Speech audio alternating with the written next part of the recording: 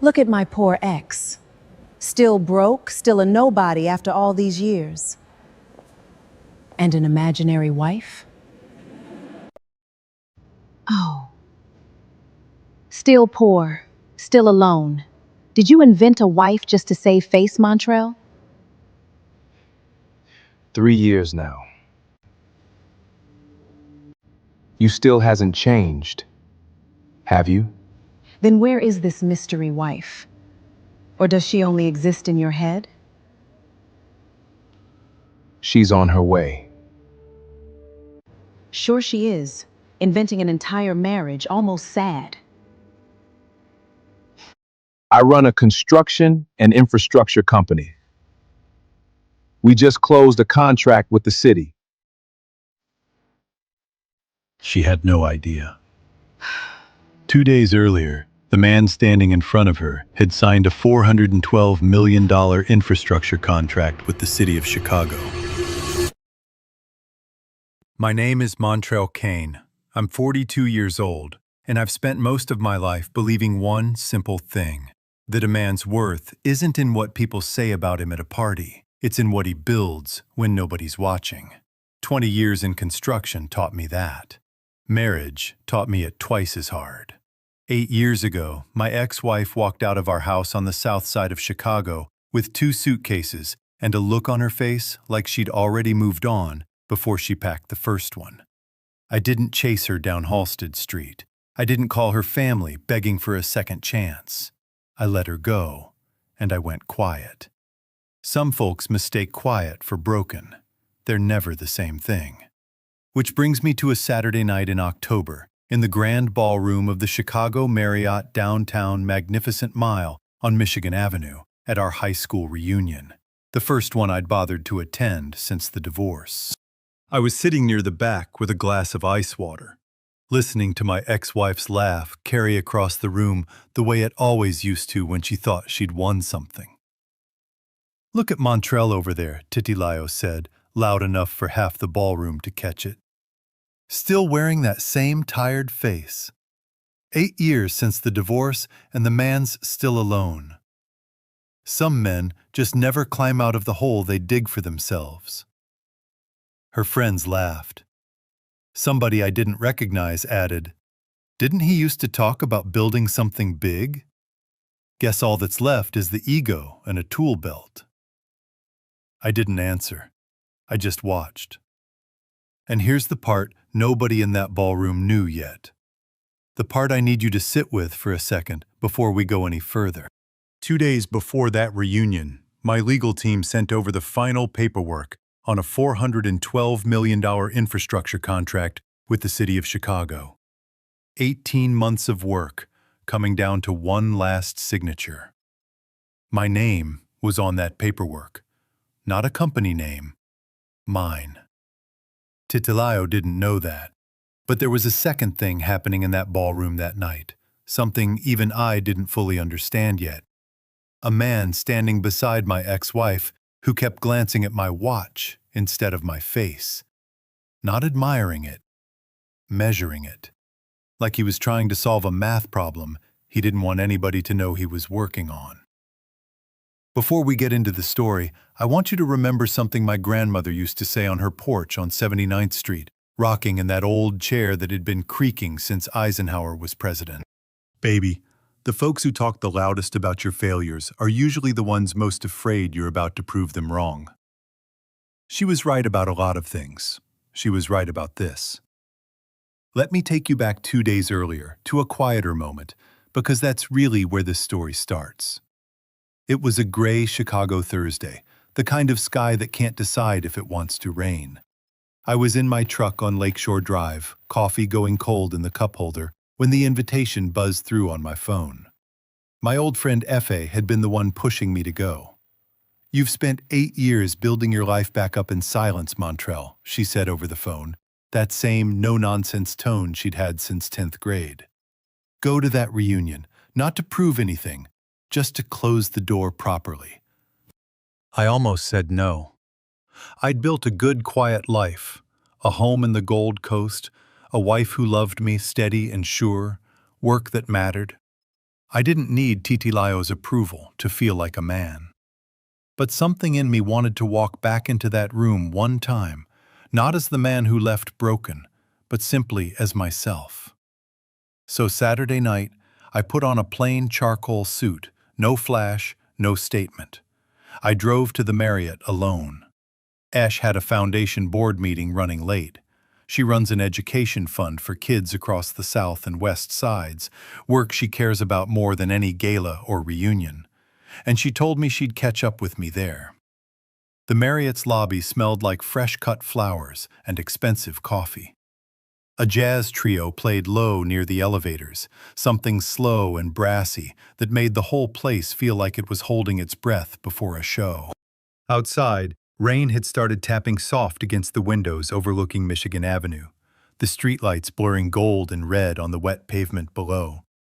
I straightened my jacket in the elevator mirror, took one slow breath, and reminded myself why I'd come. Not to prove a single thing, just to close a door that had been left cracked open for 8 long years. I walked into that ballroom under gold chandeliers and low jazz, and the first face I saw was Titilayo's. She smiled at me, the way people smile when they think they've already won. "Well, look who decided to show up," she said, stepping closer, drink in hand, her voice pitched just loud enough for the room. "Still alone, Montrell? Or are you still out there swinging a hammer for a living, hoping somebody notices?" I looked her dead in the eye. Calm. Steady. "No," I said. "I'm married." For one full second, the whole cluster of old classmates around her went quiet. Then Titilayo laughed. A big, performative laugh, the kind meant to convince a room before it convinces the person laughing. Nobody in that ballroom believed me yet. They had no idea how wrong they were about to be proven. Or how fast. If you've ever walked back into a room full of people who counted you out, stay with me, because what happened next in that ballroom is the part nobody saw coming. Titilayo threw her head back and laughed louder. "Married? That's rich, Montrell, truly." She turned to the circle of old classmates gathered around her, like she needed witnesses for whatever came next. "Y'all hear this? Montrell says he's married. A man who couldn't build a stable life in 8 years suddenly got a wife nobody's ever heard of." I kept my voice even. 3 years now. 3 years, she repeated, like the words tasted strange in her mouth. "And where is this mystery wife tonight? Home? Or maybe she doesn't exist outside your head." Standing beside her was a man I didn't recognize. Tall, groomed within an inch of his life, a suit that cost more than it fit him. Corbin. I'd learn his name soon enough. What I noticed first wasn't his face. It was his eyes. They kept dropping to my wrist, to the plain steel watch I'd worn every day for 6 years, the one that used to belong to my father. He wasn't looking at it the way a man looks at something he likes. He was looking at it the way a man looks at a number he's trying to calculate. "She's finishing up a meeting," I said simply. "She'll be here soon." Titilayo waved a hand like she was swatting away a fly. "Still nothing, Montrell. Still poor. Still alone, even if you've invented somebody to sit next to you tonight." I let that land and pass through me without taking root. Anger is a poor tenant. You let it stay too long, it stops paying rent and starts tearing up the walls. I'd learned that the hard way. Because the truth is, Titilayo's words dragged me somewhere I hadn't let myself go in years. I remembered a night on the south side. Rain coming down so hard it bounced off the pavement outside a downtown conference center. I was standing under a thin jacket, soaked through, waiting on Titilayo to finish a networking event for a certification program she wanted badly. I'd sold my grandfather's set of framing tools 2 weeks earlier, the good steel ones, the ones I'd used to put myself through my first construction jobs, just so she could afford the enrollment fee. I never told her where the money came from. I didn't need her gratitude. I needed her to have a shot at something better. When she finally came outside that night and saw me standing there, drenched to the bone, she didn't say thank you. She looked at me like I was an inconvenience and said, "Why do you look so pathetic right now?" I said nothing then. I said nothing that whole marriage, most nights. I thought silence was patience. I know better now. There were other nights like that one, smaller in size but not in weight. The year I picked up double shifts on a warehouse renovation in Bridgeport just to cover the deposit on her sister's wedding gift, and she told her mother it had been her idea, her money. The Thanksgiving I drove 4 hours round trip to fix her cousin's water heater for free because it makes the family look good, and came home to a cold plate on the counter and a closed bedroom door. None of it had felt like sacrifice at the time. It had felt like love, the only way I knew how to speak it. I understand now that a man can pour his whole self into a cup somebody else has already decided not to drink from. Corbin leaned toward Titilayo and murmured something I couldn't quite hear, his eyes flicking to me again. A quick, calculating glance, gone as fast as it came. Titilayo didn't seem to notice. She was too busy performing for an audience that was slowly losing interest. "My wife had a late meeting downtown," I said again, steady. "She'll be here." "Sure she will," Titilayo said, rolling her eyes toward her friends for approval. "A whole imaginary wife. That's almost sad, Montrell. Almost." I checked the time. Esh's meeting should have wrapped 20 minutes ago. Titilayo just humiliated a man in front of an entire ballroom over a wife she was certain didn't exist. Team Montrell staying silent and letting the truth do the talking. Or Team Titilayo, because at least she says exactly what she thinks? Comment Team Montrell or Team Titilayo. Pick one. We're counting. Titilayo turned back to me, emboldened by her friend's laughter. "You know what the saddest part is? You actually thought you'd amount to something.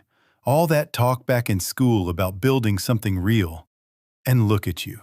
Same tired suit, same tired face. Some men just don't have it in them." I thought about all the years I'd spent believing that if I just worked hard enough, long enough, quiet enough, she'd eventually see me. I thought about the man I used to be, standing outside that conference center in the rain, believing his worth was something he had to earn, one soaked, silent night at a time. I wasn't that man anymore. I hadn't been for a long time. Titilayo just hadn't gotten the memo. There's a particular kind of exhaustion that comes from being underestimated by somebody for so many years that it starts to feel like weather, something you just live under instead of something you fight. I'd stopped fighting it a long time ago, not because I gave up, but because I'd found something better to spend my energy on, building a life so steady and so quiet that it no longer needed anyone's belief to stand up straight. Titilayo's words that night didn't wound me the way they might have 8 years earlier. They just told me, clearly, how little had changed on her side of the room, while everything had changed on mine.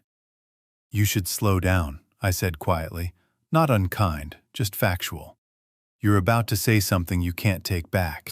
She laughed again, but this time it had an edge underneath it, a flicker of something uncertain crossing behind her eyes for just a second before her performance smoothed back over it. "Slow down," she said. "Montrell, I have absolutely nothing to slow down for. I have my life together. I have Corbin." She reached for his arm, pulling him half a step closer, presenting him like an exhibit. "And you have what? A tool belt and an imaginary wife?" Behind her, I noticed a woman I recognized from our senior year. Jendai, sharp-eyed, quiet, the kind of person who never spoke until she had something worth saying, watching the whole exchange with her arms folded and her jaw set tight. Back in high school, she'd been the one who'd tell you the truth about your science project, even when everybody else said it was fine.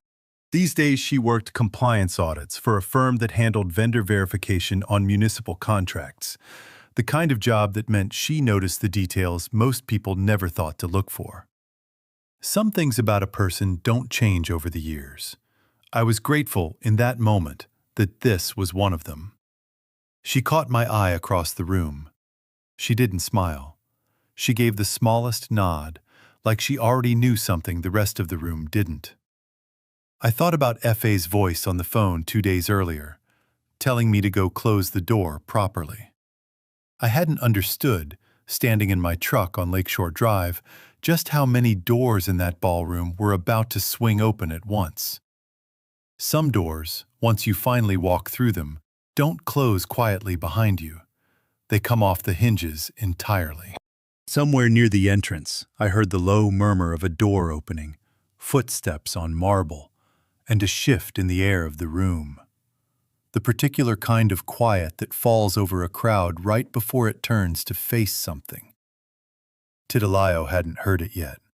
She was still talking, still laughing, still certain the ground beneath her was solid. It wasn't. Not anymore. Somebody had just walked through that door, and Titilayo's whole night was about to change because of it. The doors at the far end of the ballroom opened fully, and the low jazz seemed to dim half a step, the way a room does when it decides, without being told, that something important just walked in. Ish. She wore a deep midnight blue gown, her curls swept up high, moving through that ballroom the way people move when they've never once needed a room's permission to belong in it. Heads turned. A woman near the bar whispered to her friend, just loud enough for me to catch it. "Is that Ish Kane, the one who runs the education fund for the South and West Side schools?" Titilayo turned to see what everyone else was looking at. I watched the color drain slowly from her face. Ish crossed the room straight to me, took my hand in both of hers, and pressed a kiss to my cheek in front of everyone. "Sorry I'm late, baby," she said, warm and unhurried. That meeting ran long. Titilayo's cruelty that night was never really about me. It was insurance against a fear she'd carried since our marriage ended, that trading a loyal man for status might have been the worst decision of her life, and she needed a room full of witnesses to help her believe otherwise. Mocking me loudly, in front of people who still remembered our wedding, wasn't confidence. It was a performance for herself as much as for anyone watching. Esh walking through that door wasn't just a surprise to her. It was the exact fear she'd spent 8 years outrunning, finally catching up to her in the one room she couldn't leave. Titilayo's mouth opened, then closed. When she finally spoke, her voice had lost its edge. "Oh, so you're Montrell's wife?" Before Ish answered, she leaned in close enough that only I could hear her. "Jindai called me on my way over," she murmured. "She's here, and I just got the notification. The infrastructure contract closed this afternoon. That last signature finally came through. 412 million. Done." I felt that land quiet and steady in my chest, the way good news does when you've stopped needing it to prove anything to anyone but yourself. Ish straightened, turned to Titilayo, and answered her question directly, no performance in it at all. "Yes, I'm his wife, and I'm very proud of my husband." My wife. Not a rumor, not an invention. Standing right there in a room that had spent the last 20 minutes calling her imaginary. The room had gone almost silent. A few feet away, someone's champagne glass hovered halfway to their mouth, forgotten. Titilayo tried to recover, forcing a laugh that came out thin and unconvincing. "Well, that's wonderful. I had no idea Montrell had—" She stopped, glanced at me, then back at Esh. "Had someone like you." "Most people don't take the time to find out what someone actually has," Esh said, still calm, still warm, no malice in it. Just fact. Most people don't take the time to find out what someone actually has, Esh said, still calm, still warm, no malice in it, just fact. I thought, standing there, about the first time I'd met Esh 3.5 years earlier at a community fundraiser in Bronzeville, where she'd been quietly writing checks nobody had asked her to write and fixing problems nobody had asked her to fix. She hadn't known who I was that night either. She'd simply watched me help an elderly man carry folding chairs back to a supply closet after the event ended, long after anyone with something to prove would have already gone home. And she'd said, "Most men leave once the cameras stop." I told her I wasn't most men. She said she'd believe that when she saw it proven over time, not over one night. It took 2 years of steady, unremarkable Tuesdays for her to finally believe it. That's the thing nobody in that ballroom understood about either of us. We hadn't built what we had on a single grand gesture. We'd built it the way I built everything else in my life, one honest day at a time, with nobody watching, until eventually somebody did. I watched something shift behind Titilayo's eyes. Not full understanding yet, but the first crack in the foundation. She looked at me, really looked, maybe for the first time in 8 years, and I could see her running numbers she didn't have access to. The tailored suit that wasn't flashy, but wasn't cheap either. The watch Corbin kept eyeing. The woman standing next to me, who half the room recognized on sight. "So," Titilayo said carefully, testing the ground, "what exactly do you do now, Montrell? Still in construction?" "I run a construction and infrastructure company," I said simply. "We just closed a contract with the city. I didn't say the number. I didn't need to. Some truths don't need volume. They just need time to sink in." Corbin shifted his weight beside Titilayo, and for the first time all night, he looked genuinely uneasy. He'd spent the whole evening measuring me up like a problem to be solved, and now the math wasn't adding up the way he'd expected. A man who reads other people for a living, for whatever living he actually made, knows the exact moment a room turns against him. Corbin knew it. He just wasn't ready to admit it yet. He leaned toward Titilayo and said something low, just for her. But I caught the tail end of it. Didn't say anything about him actually having money. Titilayo shot him a sharp look, a silent warning to keep his voice down. But it was too late. I'd heard enough to understand that whatever Corbin had promised her, it had never once accounted for the possibility that I might be the one standing taller by the end of the night. That's great," Titilayo said, her voice climbing an octave too high. "Really great, Montrell. I'm happy for you." She didn't sound happy. She sounded like a woman watching the floor tilt slowly beneath her heels. I thought about the version of myself who used to stand in rooms like this, waiting for exactly this kind of validation, the moment someone finally looked impressed. I used to think that moment would feel like winning. It didn't. It felt like nothing at all, which was its own kind of freedom. Esh's hand stayed warm in mine. Across the room, Jendai was still watching, arms folded, waiting for something. I didn't know yet exactly what she knew.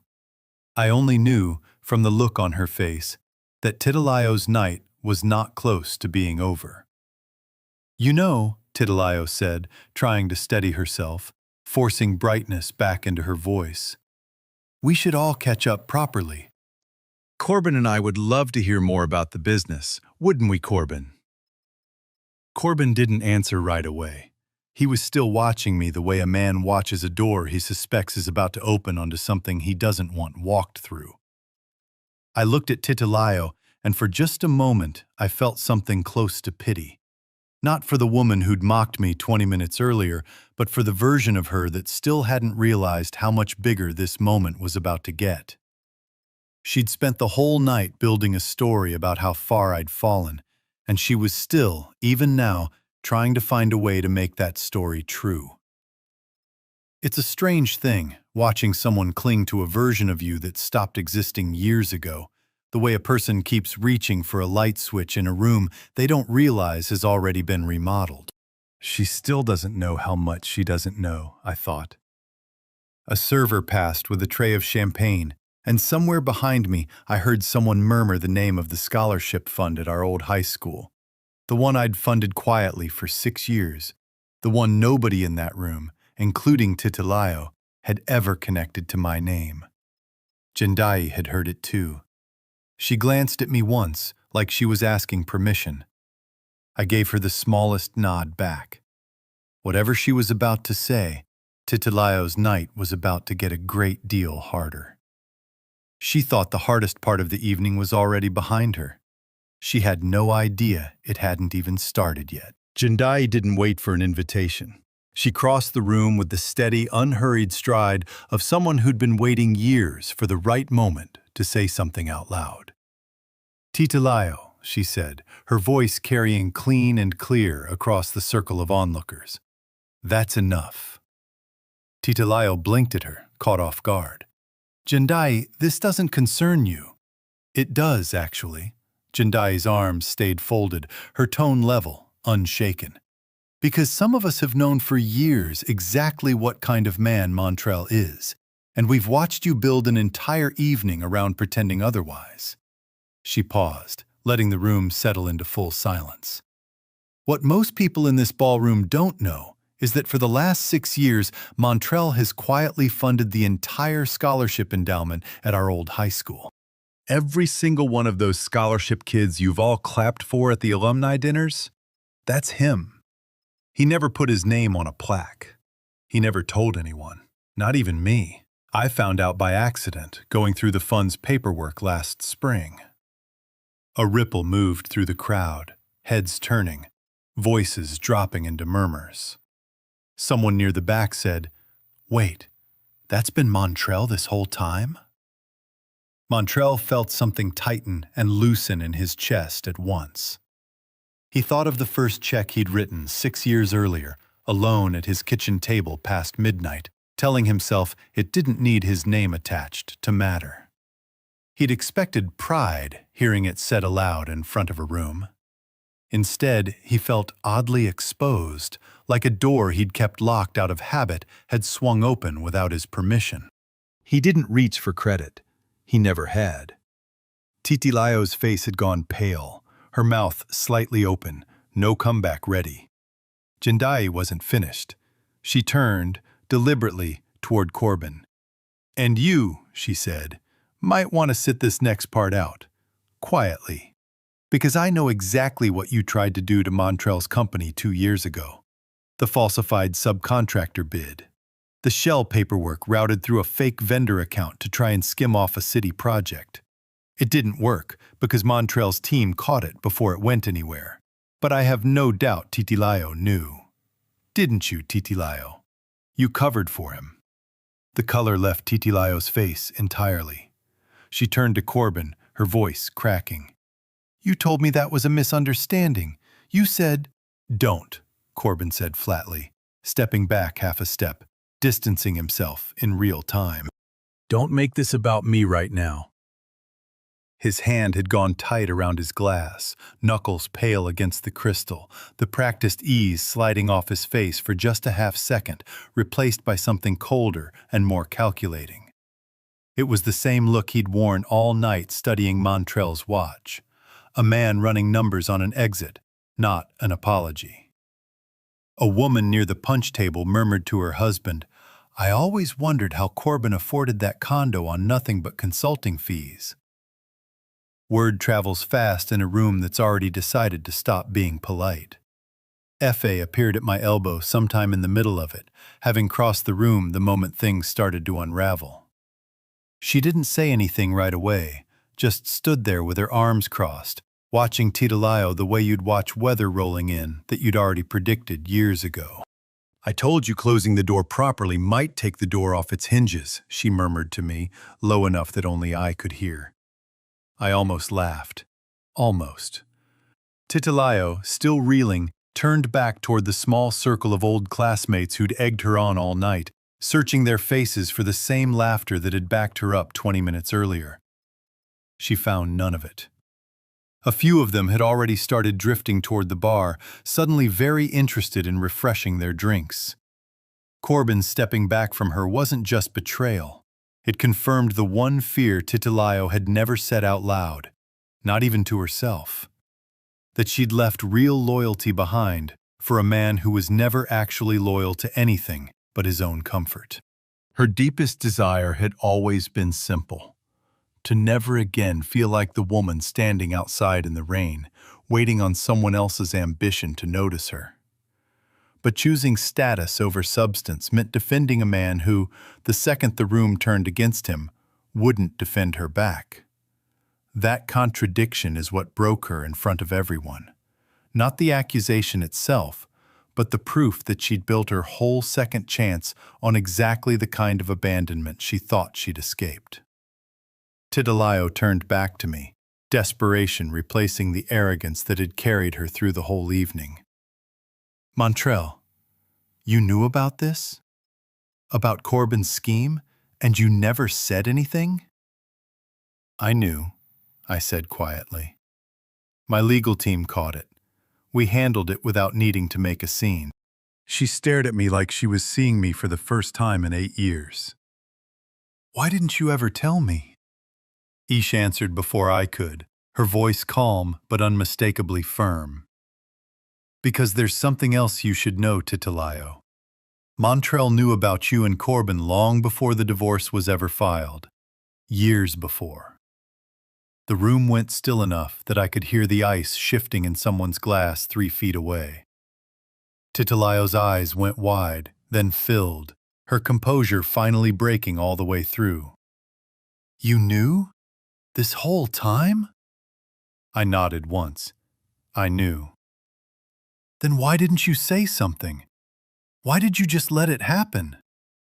"Because for a long time," I said, my voice steady, no anger left in it, just plain truth. "I thought if I stayed quiet long enough, worked hard enough, you'd eventually choose me on your own. I didn't want to force it. I wanted you to see me." I paused. "You never did. And eventually, I stopped needing you to." Titilayo turned to Corbin one last time, her voice breaking into something raw and unguarded. "You told me you'd give me the life Montrell never could. You said I'd never have to worry again. What happened to all of that?" Corbin looked at her with something close to contempt. "Don't put that on me right now." "Don't put it on you!" Her voice cracked louder now, past the point of caring who heard. "I lied for you. I told my own mother that condo was legitimate. I told everyone in this room tonight that you were the better choice." She was shaking now, the champagne flute in her hand trembling hard enough that a little of it spilled over the rim and onto her wrist. She didn't seem to notice. Corbin straightened his jacket, already halfway to leaving in his mind, if not yet in his feet. "That sounds like a you problem, Titilayo." Somewhere behind me, I heard someone whisper, not unkindly, "Lord have mercy." The way older folks do when they've just watched a slow-motion collision they saw coming from a mile off. The crowd around them had thinned considerably, people quietly stepping back, drifting away from the wreckage, no one wanting to be standing too close when the rest of it came down. A few of the old classmates who'd been laughing loudest 20 minutes earlier were now studying their shoes, or their drinks, or the middle distance, anywhere but Titilayo's face. I stood there with my wife's hand in mine, and I felt something I hadn't expected to feel in that moment. Not triumph, not satisfaction, just a quiet, settled kind of stillness. The feeling of a door finally closing all the way after being left cracked open for 8 long years. I thought about all the nights I'd imagined this moment differently. Imagined myself saying something cutting, something that would land the way her words used to land on me. Standing there in that ballroom, the words never came, and I realized I didn't want them to. There's a version of justice that shouts, and there's a version that simply stands still while the truth does the work for you. I'd spent 8 years learning the difference. Titilayo wasn't looking at me anymore.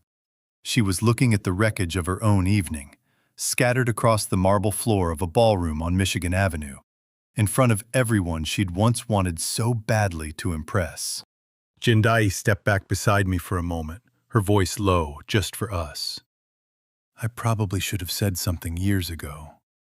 You said it exactly when it needed saying, I told her, not a minute before. Effie squeezed my shoulder once, a small, wordless gesture that said more than any speech could have. Some friendships don't need much said out loud. They just need someone standing next to you when the ground shifts. I didn't feel the need to say anything else to Titilayo. There was nothing left to prove, and for the first time in a long time, that felt like enough. Titilayo had walked into that ballroom sure of exactly who had lost and who had won. She was about to spend the rest of the night learning how wrong she'd been. I didn't wait around for the rest of it to play out. I turned to Ish, and without a word passing between us, we both understood it was time to go. Behind me, I heard Titilayo's voice, thinner now, stripped of every ounce of performance it had carried all night. Montrell, wait. Please, just wait a second. I didn't turn around. We walked out of the Chicago Marriott downtown Magnificent Mile into a clear October night. Michigan Avenue quiet except for the occasional taxi rolling past and the wind coming soft off the lake. I opened the car door for Ish, the way I always do, and we drove north along the Magnificent Mile, past the storefronts glowing gold in the evening light, toward home in the Gold Coast. Neither of us spoke for a few blocks. I kept both hands steady on the wheel, watching the lit-up storefronts slide by. A bakery closing up for the night. A doorman under an awning checking his phone. Ordinary Chicago going about its ordinary evening, entirely unaware of what had just happened 3 blocks south. There's something grounding about a city that keeps moving, no matter what's just fallen apart or come together inside one of its ballrooms. I thought about her father then, a retired electrician who'd spent 30 years wiring houses on the West Side before his knees finally gave out on him. She'd told me once, early on, that she hadn't fallen for me despite the tool belt. She'd fallen for me because of it. Because she'd grown up watching a man come home with calloused hands and call that a good day's work. It wasn't nostalgia when she said it, it was recognition. Esh finally broke the silence, her hand resting lightly on my arm. You never told me the whole story, she said. About knowing, about the notebook. I glanced at her. What notebook? The one in the bottom drawer of your old desk, she said gently. I found it 2 years ago, cleaning out the study. Pages and pages of things Titilayo used to say to you. Every insult, every put-down. Dated, almost like you were keeping records. She paused. I never brought it up. I wasn't angry. I just didn't understand it, not until tonight. I kept my eyes on the road for a moment before answering. I wasn't keeping it to use against her. I was keeping it so I wouldn't forget who I used to let define me. I exhaled slowly. Every time I thought about giving up on myself, I'd read a page. Not for the sting of it, for the reminder, never again. I could still recall the exact weight of that notebook in my palm on nights I don't like remembering. Flipping to a page dated some ordinary Tuesday, reading her old words back to myself like scripture I needed to disprove. It never once made me hate her. It just made sure I never mistook her voice for my own. Esh squeezed my hand. You could have thrown it away tonight, after all that. I might now, I said. I think I finally don't need it anymore. Outside, the lake wind pushed faint static through the cracked window, and neither of us spoke for a moment. I thought about all the nights that notebook had been the only honest conversation I was having with anyone, myself included. Strange, carrying proof of your own worth for years without ever showing it to the one person who might have shared the weight of it. My phone buzzed once in my jacket pocket at a red light on Oak Street. I glanced at it out of habit more than curiosity. A text from a number I hadn't saved, though I recognized it instantly. Titilayo. I'm sorry. For tonight. For a lot of things. I looked at it for a long moment, the light still red, the wipers ticking once across a windshield that didn't need it. Ish glanced over, not asking, just present. You don't have to answer that tonight, she said quietly, or ever if you don't want to. I know, I said. I put the phone face down in the cup holder. Some doors don't need slamming shut. You can just let them ease closed on their own weight. And that's its own kind of answer. We didn't say much else the rest of the drive. Some silences don't need filling. They're already complete on their own. The streetlights along Lakeshore Drive blurred past in long gold streaks. And somewhere out past the buildings, I could just make out the dark line of the lake against a darker sky. Chicago has a way of looking especially honest at night. No pretense left in it, just the water and the wind and whatever's true underneath. I rolled the window down an inch, just enough to let the cold lake air in, and something about it felt like exhaling a breath I'd been holding since a ballroom 3 miles behind us. When we pulled into the driveway, the porch light was on, the way Esh always leaves it, warm and steady against the dark. I sat in the car for a second longer than I needed to, just taking it in. The quiet street, the house we'd built a real life inside of, my wife waiting beside me instead of walking ahead of me. You okay? She asked. Yeah, I said, and I meant it. I think I actually am. Inside, I didn't turn on the lights right away. I stood in the hallway for a moment, listening to the house settle around me, the furnace kicking on somewhere below, the small, ordinary sounds of a life that had nothing left to prove to anybody. Esh went to put the kettle on, the way she does most nights, whether we need tea or not. It's less about the tea and more about the ritual of it, the 10 quiet minutes standing together in the kitchen before the day's finally allowed to end. I sat down at the kitchen table, the same worn oak table we'd bought secondhand our first year together. The one with a faint water ring near the edge that Esh always says gives it character. And I thought about Titilayo standing in that ballroom, the wreckage of her evening scattered around her heels. I thought about Corbin stepping back from her without a second thought. I thought about 8 years of silence, of quiet work, of choosing not to explain myself to anyone who'd already decided who I was.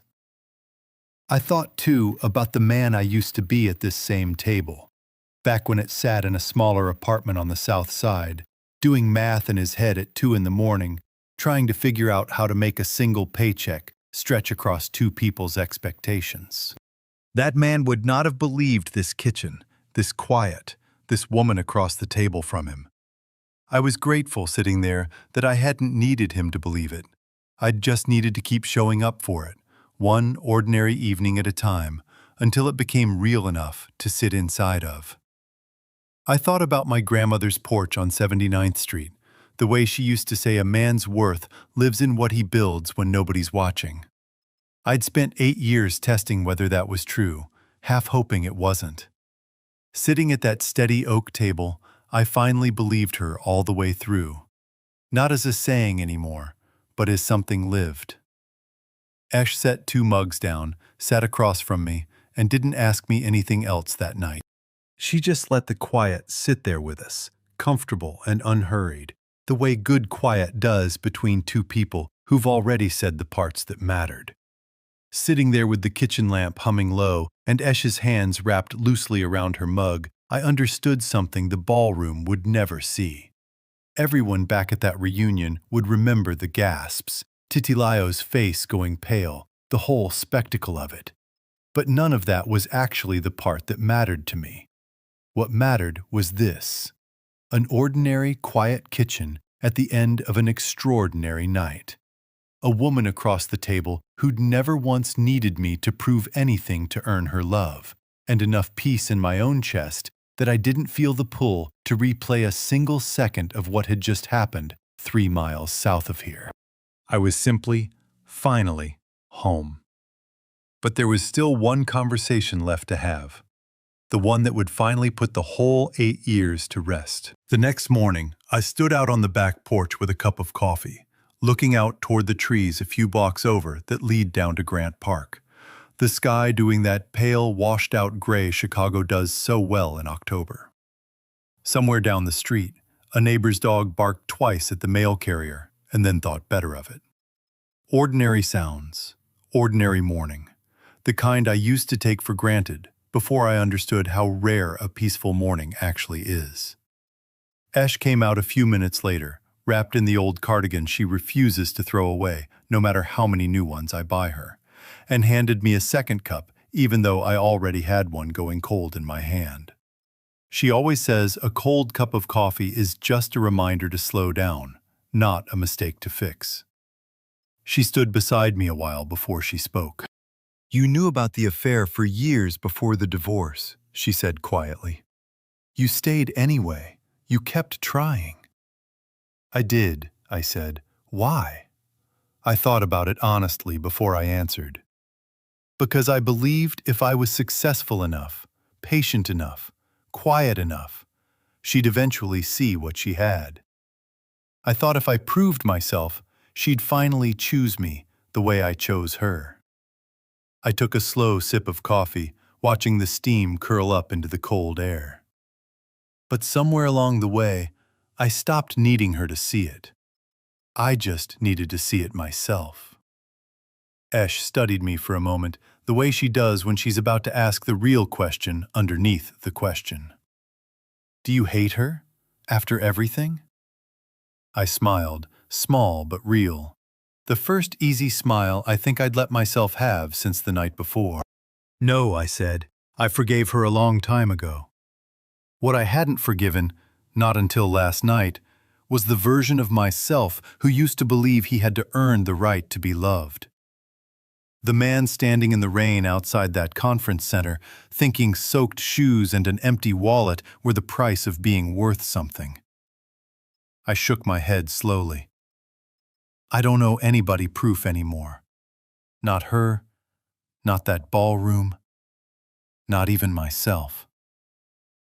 Esh leaned her head against my shoulder, and we stood there a long while, coffee going lukewarm in our hands, watching the wind move through the trees toward Grant Park. The biggest win of the night before hadn't been watching Titilayo's world come apart in that ballroom. It wasn't the scholarship reveal, or Corbin's fraud finally seeing daylight, or even the moment Esh walked in wearing that deep blue dress and turned every head in the room. The real win was quieter than all of that.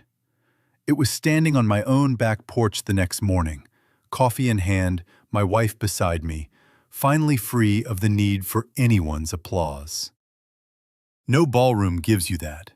No confrontation, no scholarship reveal, no perfectly timed entrance in a midnight blue dress can hand you that kind of peace. You have to build it yourself, morning by ordinary morning, long after anyone's watching to see whether you will. I thought about the notebook still sitting in that bottom drawer, and I decided, standing there in the cold morning air, that I would finally let it go.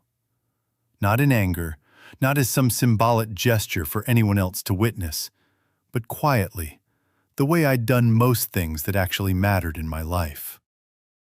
Some chapters don't need a dramatic close. They just need you to stop turning back to reread them. Later that afternoon, I called Effie to thank her properly for pushing me to go. "You knew, didn't you," I said, "that something like this might happen?" "I didn't know the details," she laughed. "I just knew you were finally ready to stop carrying it alone." Then, softer, Your grandmother would have been proud of how you handled that room, Montrell. Calm as still water. She used to tell me patience wasn't the same as doing nothing, I said. Took me about 20 years to understand what she meant by that. Most of us take 20 years to understand the things our grandmothers said in about 10 seconds, F.A. said, and I could hear the smile in it. That's just how wisdom works. It waits for you. I sat with that a while after we hung up. Some inheritances aren't money or land. Some of them are simply the way a person taught you to carry yourself when the whole room is waiting for you to break. This story reminds us that real healing rarely arrives with fireworks.